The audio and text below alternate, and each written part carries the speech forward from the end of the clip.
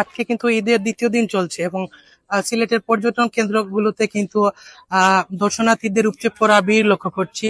আপনারা জানেন যে সিলেটে তীব্র তাপদাহ উপেক্ষা করেও কিন্তু আজকে যেমনটা জানতে পেরেছি আমরা, প্রায় 36 ডিগ্রি সেলসিয়াস তাপমাত্রা উপেক্ষা করে কিন্তু সিলেটের বিভিন্ন পর্যটন কেন্দ্রগুলোতে দর্শনার্থীরা কিন্তু আজকে ভিড় জমিয়েছেন। বিশেষ করে সিলেটের ঐতিহাসিক যে পর্যটন কেন্দ্রগুলো ছিল, বিশেষ করে বুলাগঞ্জের সাদা পাথর, জাফলং এবং সিলেটের বিভিন্ন জায়গায় কিন্তু পর্যটকরা ভিড় করছেন। আমি যদি আমার পিছনের অংশটা আপনাদের একটু দেখানোর চেষ্টা করি, আমরা এই মুহূর্তে অবস্থান করছি সিলেট জেলার গোলাপগঞ্জ উপজেলার আলবিনা গার্ডেন টি গার্ডেনে।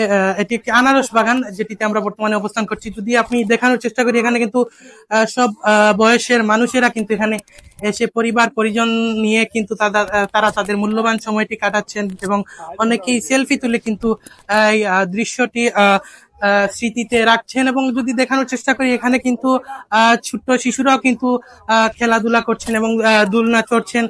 এছাড়াও কিন্তু এখানে সুস্বাদু আনারসের একটা সুনাম রয়েছে। এ পর্যায়ে যদি আমি একজনের সাথে কথা বলার চেষ্টা করি, একজন দর্শনার্থীর সাথে, আমরা তার কাছ থেকে জানার চেষ্টা করব এবারের ঈদের অনুভূতি কেমন বা বেড়াতে এসে কেমন লাগছে। আপনি বেড়াতে এসেছেন, এবারকার ঈদের অনুভূতি কেমন বা কেমন লাগছে এখানে? অনুভূতি অনেক ভালো লাগছে। সিলেটের ঢাকা দক্ষিণে এটা পড়ছে আলবিনা গার্ডেন। এটা খুবই পরিবেশ বান্ধব জায়গা। আপনারা আসবেন, এখানে খুবই ভালো লাগবে। এই গরমের যে খুবই 35 ডিগ্রি চলছে এখানে, বাট আমরা এখানে এসে খুবই ভালো লাগছে।